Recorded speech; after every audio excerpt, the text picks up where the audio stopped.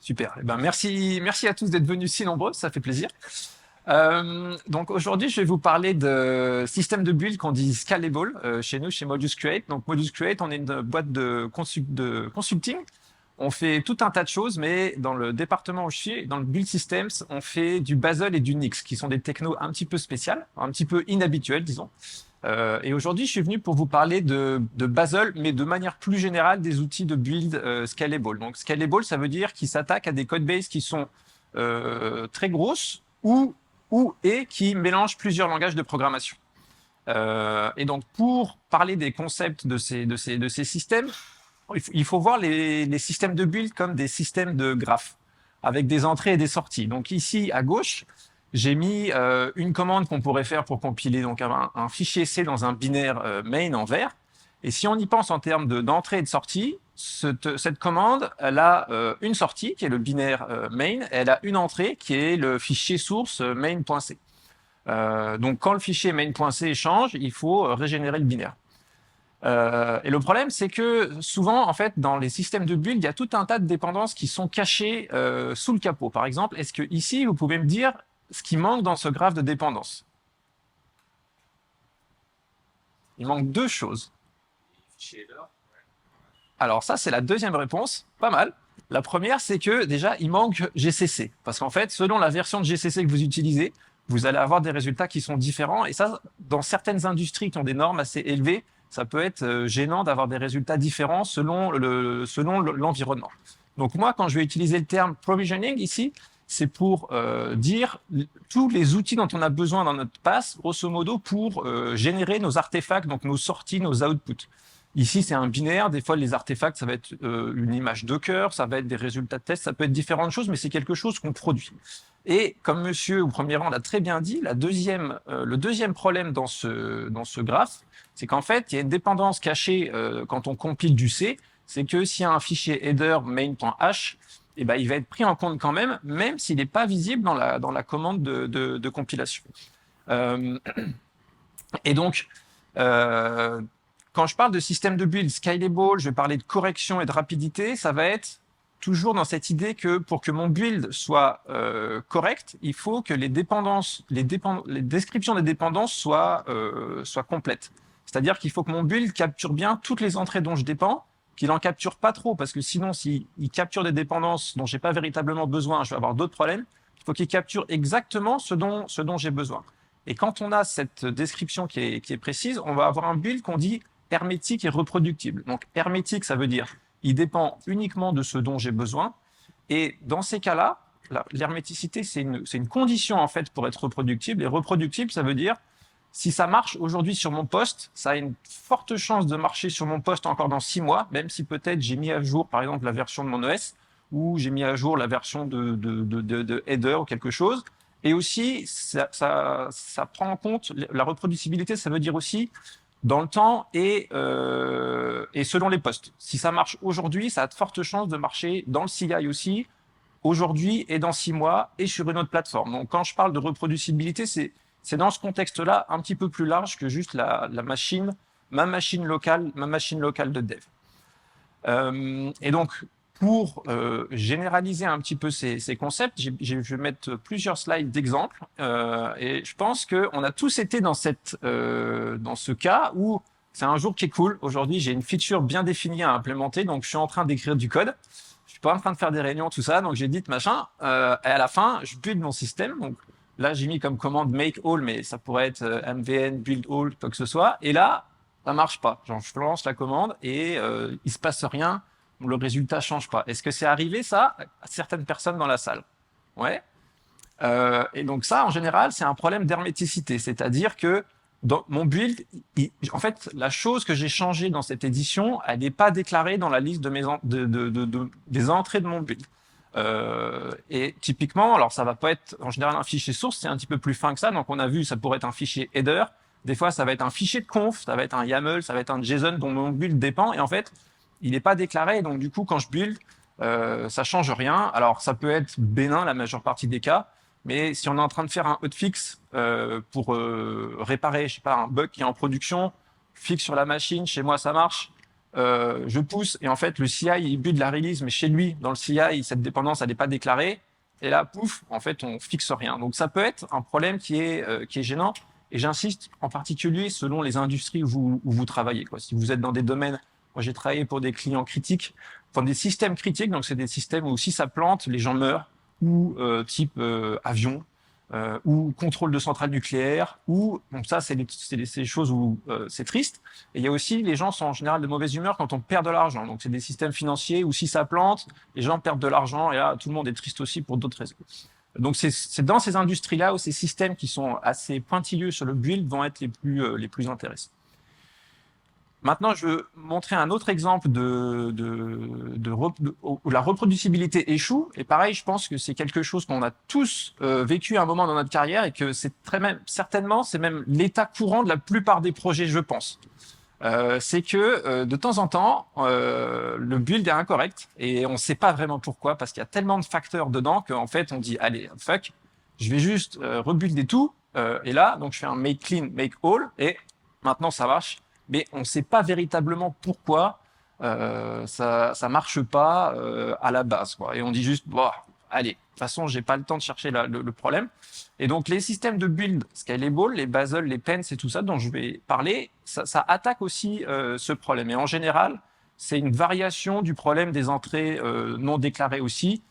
Et c'est-à-dire que quand on fait un make clean, là, le build va reprendre en compte toutes les entrées, même celles qui, enfin, il va reprendre tout le contexte et du coup, ça va corriger le problème. Et donc, comme je viens de le dire, ces problèmes, typiquement ce genre de problème du make clean qui est requis, on n'a pas la patience ou on n'a pas la bande passante dans nos équipes pour s'y attaquer, quoi, parce qu'à chaque fois, c'est un problème trop compliqué. Et pourtant, ces problèmes, ils sont super importants pour être corrects. Donc, correct, ça veut dire que mon build rebuild quand il faut, uniquement quand il faut, et qu'il est déterministique. Donc, si je lui donne un certain état d'entrée, il va toujours me donner le même état de sortie, la même production d'artefacts. Et ça peut paraître un petit peu trivial, mais en fait, des fois, les compilateurs, on l'a vu, nous, chez des clients, ils ne sont pas déterministes. Par exemple, on a vu des cas où GCC sortait des binaires, ou dans le binaire, la section elf, elle est dans un ordre qui n'est pas déterministique. Donc, c'est un petit peu subtil, mais ça arrive véritablement. Et si on arrive à avoir un build, donc, qui n'a pas d'influence extérieure, il ne dépend pas de mon poste, véritablement, déjà, le CI va être plus robuste. Ensuite, je vais être plus de chances d'être déterministique. Et quand j'ai ces deux trucs-là, je suis correct.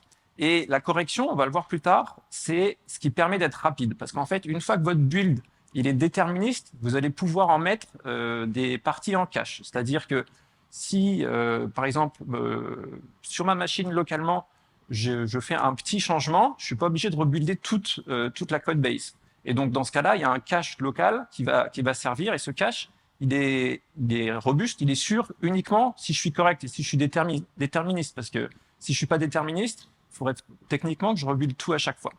Et le slogan d'un des outils dont je vais parler, qui s'appelle Basel, c'est Fast, Correct, Pick 2. Donc, c'est une espèce de blague en disant, en fait, pour être rapide, il faut forcément être correct. Et dans des entreprises où les codebases sont géantes, donc je n'ai pas besoin de citer de nom, il y a plein d'entreprises où les codebases sont géantes, pour de bonnes ou de mauvaises raisons d'ailleurs. En fait, d'être rapide, c'est nécessaire si vous voulez que les développeurs en premier soient un petit peu productifs et en deuxième soient accessoirement aussi un petit peu contents d'être là. Et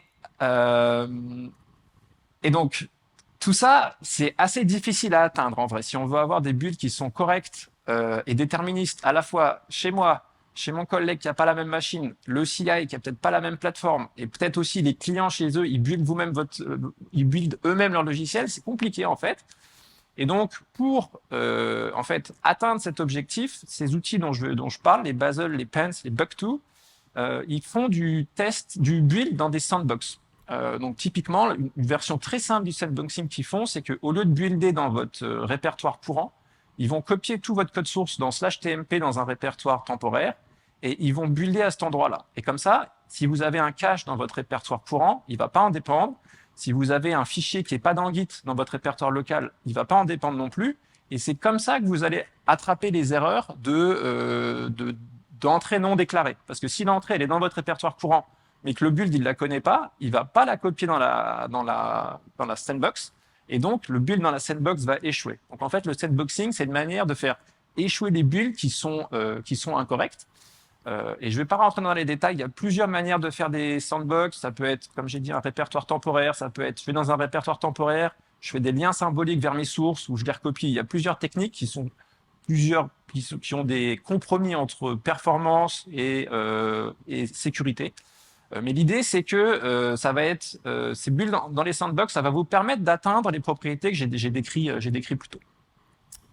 Et attention, c'est que les sandbox, dans une certaine mesure, elles vont dépendre à un certain point en général des dépendances de votre système. Par exemple, des outils très bêtes, genre le bash ou grep, des outils qui sont fondamentaux, mais en général, votre build, à un moment ou à un autre, il en dépend. Le sandboxing, c'est pas, enfin, selon le degré de performance qu'on veut, c'est pas parfait, quoi. Si on veut être super sandboxé, on va genre même prendre un bash à une version donnée, etc. Mais ça, du coup, ça prend du temps. Et on peut utiliser des systèmes plus compliqués dont je ne parlerai pas aujourd'hui, type Nix. Donc Nix, c'est un outil qui, vous lui donnez une description, genre je veux un Java 21 et un GCC 13, et vous mettez ça dans un petit fichier JSON, et il va vous les mettre dans votre pass en allant les télécharger quelque part de manière reproductible. Donc il va toujours vous donner exactement le même binaire. Donc c'est un outil assez puissant, mais aussi difficile d'utilisation. Et on peut faire des combinaisons entre les build systems scalable et ce genre d'outils pour avoir des sandboxing qui sont super blindés, mais dont les performances, des fois, peuvent être un petit peu dégradées.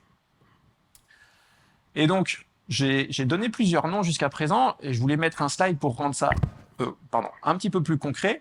Donc, quand je dis les outils de build scalable, c'est principalement trois. Le premier s'appelle Bazel, c'est l'outil historique qui a été développé en interne par Google. Chez eux, il s'appelle Blaze. Mais la version open source s'appelle Bazel. C'est grosso modo la même chose, sauf que la version Blaze, il a certaines instantiations qui sont spécifiques à Google. Ils l'ont open sourcé en 2016, je crois, donc c'est assez vieux. Pence, c'est le même genre de système fait par des ex-employés de Twitter. Donc, ils sont pas partis il y a 6 mois, ils sont partis il y a longtemps. Et ils avaient un système de build qui s'appelait, je crois, Pence 1 en interne, et ils en ont refait une version open source eux-mêmes. Et c'est une boîte qui fait Pence en open source et qui vend du consulting autour de Pence. Et pareil, un des troisièmes larrons, c'est Meta qui a open sourcé récemment leur système qui s'appelle Bug2. Et ces trois systèmes font grosso modo le même genre de choses. Bug2, il est un petit peu plus moderne, donc il vous demande de moins décrire votre build précisément. Il devine un petit peu des choses. Et après, ils ont des librairies standards. Ils gèrent les langages de programmation un petit peu plus ou moins bien selon la boîte d'où ils viennent. Genre Google, le Bazel, il va être très bon sur du Java, du C++ parce qu'ils en font beaucoup chez Google. Pence, il est très bon sur Python. Donc, ils ont un petit peu des forces différentes selon les langages de programmation. Et maintenant, donc j'ai parlé beaucoup d'herméticité, de reproducibilité, etc. Et je vais maintenant donner encore d'autres qualités de ces systèmes de build. Donc ces systèmes de build, ils ont été faits à la base pour des monorepos. Donc les monorepos, c'est dans ma boîte, j'ai qu'un seul repo Git et qui mélange tous les projets de toutes les équipes. Alors il y a des gens qui aiment, il y a des gens qui aiment pas. C'est un sujet un petit peu clivant. Nous, on bosse avec soit des gros GAFA comme j'ai cité, mais aussi des startups qui, des fois, le fondeur va dire moi, je veux un monorepo. Et dans ces cas-là, c'est là où en général ces systèmes vont être les plus intéressants parce que les monorepos, si vous faites une stack mélangée, typiquement avec du front-end, du back-end, vous n'allez pas avoir la même techno dans les deux. Et pourtant, si votre repo il est gros, vous allez vouloir avoir un build qui est incrémental à travers les limites des langages de programmation. C'est-à-dire, si je change le back-end, un petit bout du back-end, et que je veux retester mon front-end, je ne veux pas relancer tous les tests du front-end, je veux relancer ceux qui dépendent de la modification que j'ai fait dans le back-end. Et cette détection, elle passe à travers deux langages de programmation, parce que si votre front-end il est en JavaScript et que le back-end il est en Java, si vous utilisez des systèmes de build classiques, vous allez devoir certainement rebuilder tout le back-end quand vous voulez tester le morceau du front-end correspondant. Mais ça, si votre codebase elle fait des centaines de millions de lignes, évidemment, ou même moins, c'est pas possible. Et donc ces systèmes, ils sont polyglottes parce que ils vont garder les bonnes propriétés des langages de build. Donc type, je reste incrémental, j'ai un cache, je rebuild exactement ce qu'il faut, malgré le fait que votre build, il passe à travers des langages de programmation différents. Et donc souvent, on appelle ça des builds lasagne. où j'ai typiquement une couche front-end, ou dans les boîtes d'IA, j'ai une couche Python qui appelle une couche C++, qui appelle une couche de C. Donc dans ces cas-là, on veut des langages de build, des builds performants malgré ça. Et donc ces systèmes, ils sont indépendants un petit peu des langages de programmation et ils fournissent en fait ce qu'ils appellent les rule sets. Donc les rule sets, c'est un peu la librairie standard du build pour un écosystème donné. Donc ils sont fournis soit, par exemple, Bazel Build, c'est fourni par Google pour builder du Python. Des fois, ils sont fournis par d'autres boîtes comme la nôtre. Par exemple, nous, on est l'auteur du troisième, donc le système de build Bazel pour Haskell. Mais il y en a fourni un petit peu par la communauté en fait. Donc la première qualité de ces systèmes, c'est qu'ils gèrent bien des codebases qui sont polyglottes. Aussi, ils marchent bien sur plusieurs plateformes à la fois. Donc ils vont marcher sur les 3 plateformes majeures. Ils vont vous permettre de faire de la cross-compilation. Donc je suis sur une plateforme, mais je produis des outputs pour une autre plateforme. Et aussi, il marche pareil que vous soyez en local ou dans le CI. Donc si vous aimez bien que vos systèmes soient assez consistants, ça va être assez facile de faire que le build fonctionne exactement de la même manière en local et en CI, ce qui peut être sympa si vous voulez que vos équipes soient capables vous voulez pas avoir une équipe Ops dédiée au CI, si vous voulez que les devs bricolent le CI eux-mêmes, ce que personnellement je recommande, bah, ça va être bien parce qu'en fait, ils vont pouvoir utiliser leurs connaissances locales dans la maintenance du CI. Attention, comme je l'ai mis en bas, c'est cross-platform, mais il y a un petit biais historique sur les plateformes Unix. Donc Windows, ça marche un petit peu, ça marche, mais ça marche un peu moins bien. En général, les performances, en particulier du setboxing, sont un petit peu dégradées. J'y reviendrai plus tard. Et aussi, quelque chose qui est top, c'est que en fait, ces systèmes, ils peuvent se brancher à des caches ou à des exécuteurs remote. Donc, quand j'ai dit votre build, il a un cache en local. Typiquement, les systèmes de build classiques en ont aussi. Là, vous avez un cache local, mais qui marche quel que soit le langage de programmation. Mais le cache peut aussi être distant, c'est-à-dire qu'il y a un cache qui est rempli par vos collègues. Typiquement, vous avez un collègue qui ouvre une PR. Lui, il va peut-être builder en local cet état-là. Donc, c'est lui qui va remplir le cache sur le commit qui est la tête de la PR. Ensuite, le CI, il tourne.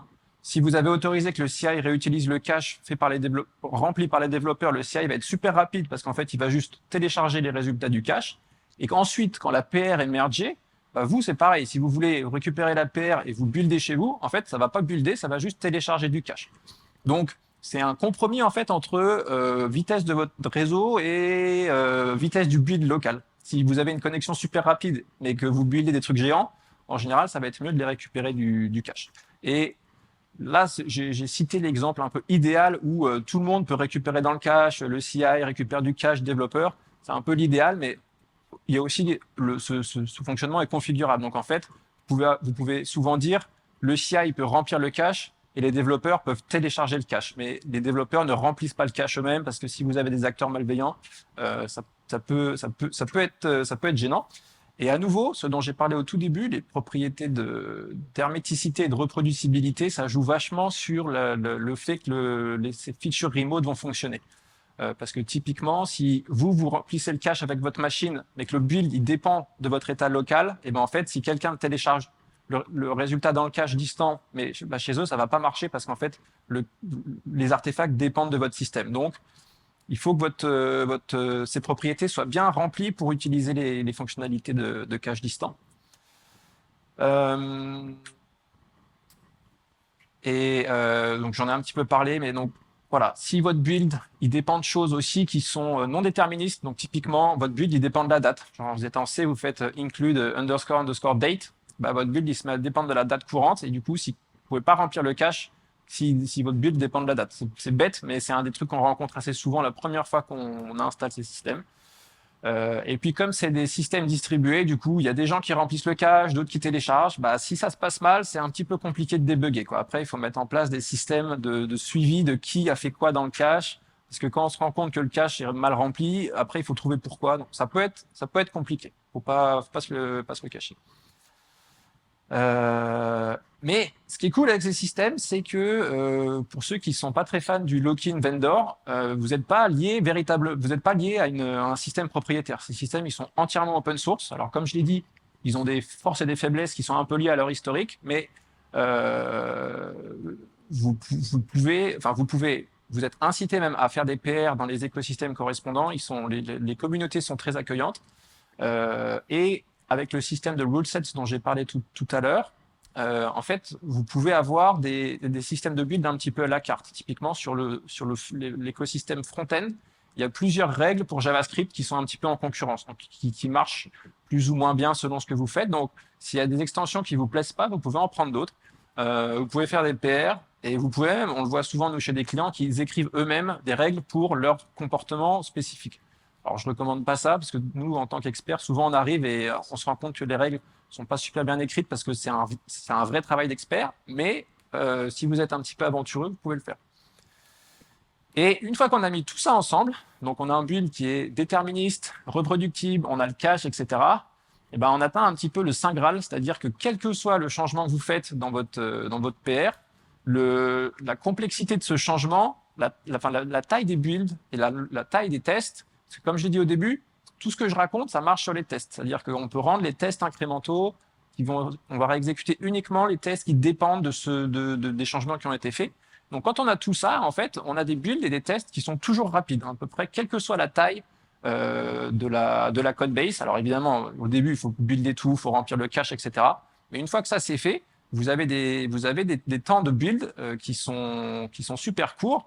Et comme on le sait tous, les temps de build super courts, bah, c'est super parce que du coup, on s'interrompt moins, on continue sur une tâche, on va pas lire ses emails, etc. Donc, en termes de, ça a été cité beaucoup dans les exposés ce matin, en termes de productivité de développeurs, d'avoir des temps de build courts, c'est super. Et c'est aussi super agréable pour les devs dans leur vie de tous les jours. Et pour finir, comme c'est un exposé quand même honnête, je vais quand même vous dire quand est-ce qu'il vaut mieux pas utiliser ces systèmes parce qu'ils sont compliqués. Il faut pas se le cacher. Il y a un petit peu de travail. Donc, on recommande de ne pas les utiliser dans certains cas. Déjà, si votre code base elle est petite, ça a été marqué ce matin dans un des exposés, le premier problème que les gens essaient de résoudre et qu'ils n'ont pas, c'est la scalabilité. Si votre build il est rapide maintenant, ne changez rien, ça marche, continuez à faire ça. Aussi, si vous utilisez un seul langage de programmation, en général, pour chaque langage de programmation, vous allez avoir le système de build du langage de programmation qui va déjà faire tout ça. En général, vous allez déjà avoir de l'incrémentalité, vous allez avoir du cache, pas forcément en remote. Mais donc, si vous n'avez qu'un seul langage, c'est certainement overkill d'utiliser ça. Et aussi, si vous utilisez uniquement Windows, vous allez souffrir plus que sur les systèmes Unix. Donc, pareil, si votre boîte, elle fonctionne intégralement sous Windows, CI sous Windows, etc., ne le faites pas, vous allez vous fouetter vous-même. Aussi, comme je l'ai dit, ça va être un processus d'amélioration continue. C'est-à-dire qu'au début, on démarre, on va avoir beaucoup de problèmes, mais ils sont tous un petit peu bénins en fait.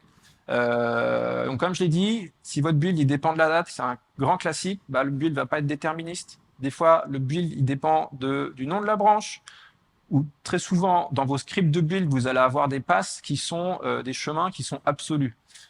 Et comme le build souvent va être fait en fait dans des sandbox, et ben les scripts de build, s'ils ont un chemin absolu, ils vont pas être, quand ils vont être mis dans la sandbox, ça va pas bien marcher. Genre, je sais pas, vous allez supposer que votre build il est dans home par exemple, ben en fait ça marche pas parce que la sandbox elle sera dans /tmp et donc va falloir bosser sur tous ces petits trucs pour pouvoir utiliser ces systèmes avec toutes leurs fonctionnalités. Comme j'ai dit, pour les fonctionnalités remote, le cache, tout ça, les fonctionnalités les plus avancées, ça va demander que votre build ait des propriétés satisfaisantes, donc que vous ayez réglé tous ces petits problèmes, entre guillemets. Il n'y a rien en fait de fondamentalement difficile, mais c'est plus que c'est souvent une somme de plein de petits problèmes. Et enfin, donc j'ai parlé de manière abstraite pendant tout cet exposé. Donc je veux juste vous donner un tout petit exemple à la fin pour que vous ayez une idée en fait à quoi ça ressemble ce que vous devez écrire quand vous utilisez ces systèmes. Et j'ai repris l'exemple du début. Donc on veut faire un build qui génère un binaire C. Et donc, dans ce cas-là, vous allez écrire le fichier Basel qui est à droite, qui doit s'intituler build.basel. Donc là, c'est un exemple en Basel, mais si vous utilisiez un autre, un Pence ou un Bug2, ça serait le même genre de QC. Donc en premier, vous avez le chargement de la règle CC Binary. Donc CC Binary, c'est la règle qui permet de construire des binaires en C. Une fois que vous l'avez chargé avec l'instruction load, donc le fichier là, il est écrit dans un pseudo Python qui s'appelle Starlark, qui est un Python où vous pouvez pas faire grand chose, mais c'est à peu près la même syntaxe. Vous pouvez appeler la règle CC-binary. Donc les règles, c'est des choses que vous pouvez, qui décrivent en fait, comme dans make, comment construire des choses. Et les règles, elles ont un nom. Donc ici, c'est la règle main, et elle décrit la liste des entrées de cette règle. Donc la liste des entrées, c'est des flèches dans le graphe que j'ai mis à gauche. Donc cette règle a deux entrées, main.c, main.h. On voit que le header est décrit et écrit de manière explicite.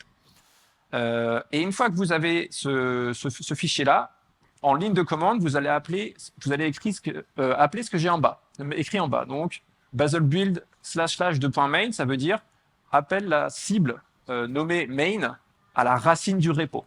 Et dans ce cas-là, il va aller voir le fichier build.bazel. OK, j'ai une règle qui s'appelle main. Cette règle, Bazel, il sait l'interpréter, il sait qu'il faut appeler GCC, etc. Et donc, il va appeler la commande que j'ai mis à gauche. Et là-dessus, eh ben, ça finit mon exposé et je vous remercie.